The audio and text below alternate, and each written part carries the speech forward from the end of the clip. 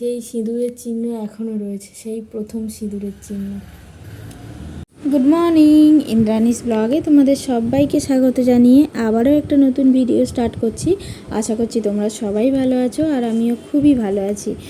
আর এদিকে দেখো, মেলা থেকে এই ফুল আর ফুলদানিগুলো তো নিয়েছিলাম, সেটা তো তোমরা জানো, আমার ব্লগে নিশ্চয়ই দেখেছো।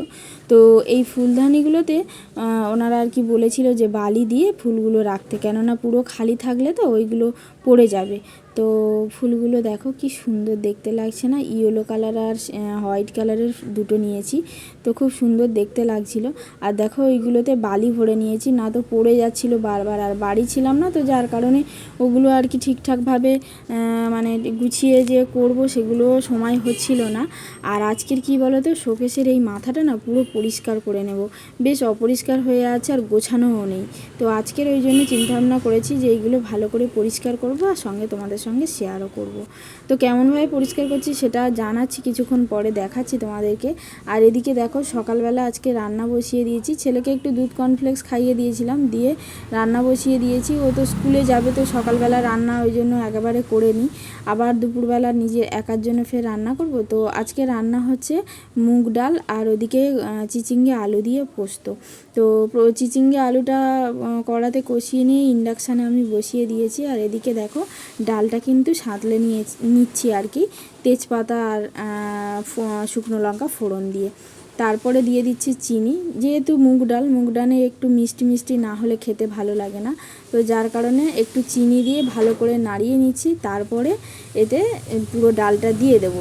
চিনিটা একটু তেলের উপরে দিলে ডালের কালারটা একটু চেঞ্জ হতো, তো সেইটা তখন আর খেয়াল ছিল না, তো ওই জন্য ডাল একটু দিয়ে প্রথমে চিনিটা একটু নাড়িয়ে নিলাম, তারপরে পুরো ডালটা আমি দিয়ে দিচ্ছি। আর তারপরে দিচ্ছি পরিমাণ মতো লবণ, আর দিয়ে আমি মোটামুটি একটু, ডালটা তো সিদ্ধ ডাল, একটু জাস্ট ফোটালে মোটামুটি এটা হয়ে যাবে। আর ওদিকে দেখো, ফ্রিজের মধ্যে না একটু আটা মেখে রেখেছিলাম কালকে, তো সকালবেলা তো একা হাতে এতগুলো করা সম্ভব হয়ে ওঠে না, তো সেই আটা মেখে ওকে একটু রুটি করে দিলাম 2 পিস মতো, আর ওই যে পোস্তর তরকারি একটু দিয়ে ওকে স্কুলে পাঠিয়ে দিলাম। আর তারপরে দেখো, আমি তো আজকের বলছিলাম তোমাদেরকে যে শোকেসের মাথাটা অনেক দিন ধরে পরিষ্কার করব অনেকটা ধুলো জমে গেছিলো, তো সেইটা আর হয়ে উঠছিল না। তো তারপরে দেখো, সব পরিষ্কার করে নামিয়ে নিয়েছি, কম্পিউটারটা ছিল ওটাও নামিয়ে নিয়েছি, নিয়ে দেখো মাথাটা একদম সুন্দর করে পরিষ্কার করে নিয়েছি, একদম মানে ওই টিভি সব যা ছিল সব পরিষ্কার করে পেপার টেপার পেরে পুরো একদম পরিষ্কার করে সমস্ত কিছু নিয়েছি। আর এই যে কিছু মানে এক্সট্রা ফটো পিকচার দেখছো, এগুলো সব তোলা ছিল, আসলে ধুলো পড়ে যায় বলে না, ওই জন্য দিচ্ছিলাম না। তো আজকে ভাবলাম যে সেই যখন শোকেসটা সুন্দর করে সাজাবো বলে চিন্তা ভাবনা করেছি, তাহলে সবগুলো বার করে মোটামুটি একটু সুন্দর করে সাজাই।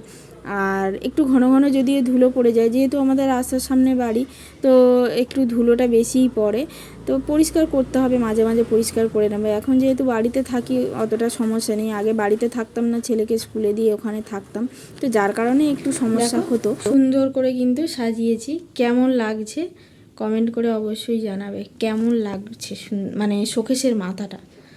আর এমনি আদার্স সাজানো মানে গুছানো রয়েছে, একটু উপরে যেগুলো ধুলো ময়লা পড়েছে, বা ওই যে কাঁচের ওই যে খোপগুলোতে, এই খোপগুলোতে একটু অনেক জিনিস জমে গেছে, ওষুধপত্র মানে আরও অনেক কিছু, তো সেইগুলো একটু পরিষ্কার করে নেব। আর চলো কম্পিউটারটা গুছিয়ে নিই।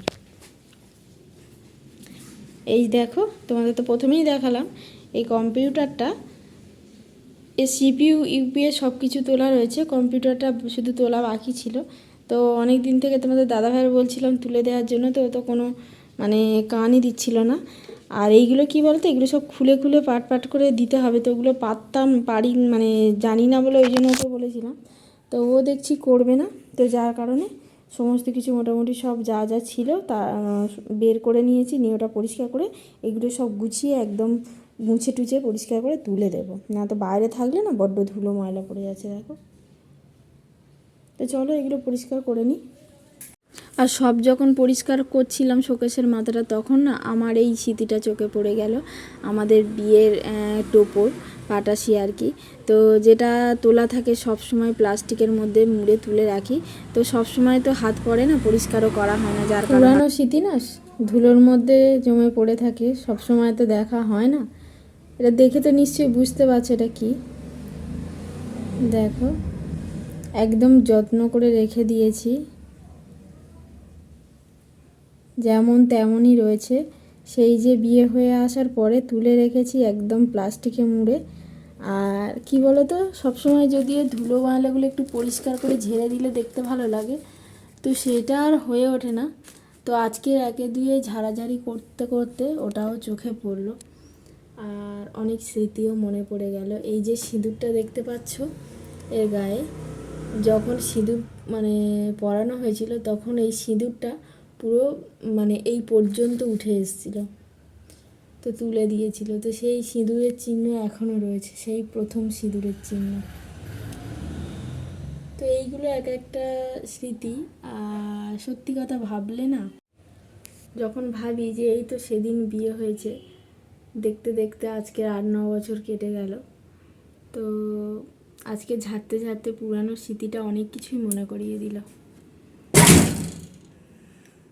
চলো ভিডিওটা তাহলে এই পর্যন্তই শেষ করব। ভালো লাগলে অবশ্যই লাইক করো, কমেন্ট করো আর শেয়ার করো। আর আমার ইউটিউব চ্যানেল থেকে দেখলে অবশ্যই একটা সাবস্ক্রাইব করো। আর কেমন সাজালাম, ভালো লাগলো কিনা অবশ্যই কমেন্ট করো।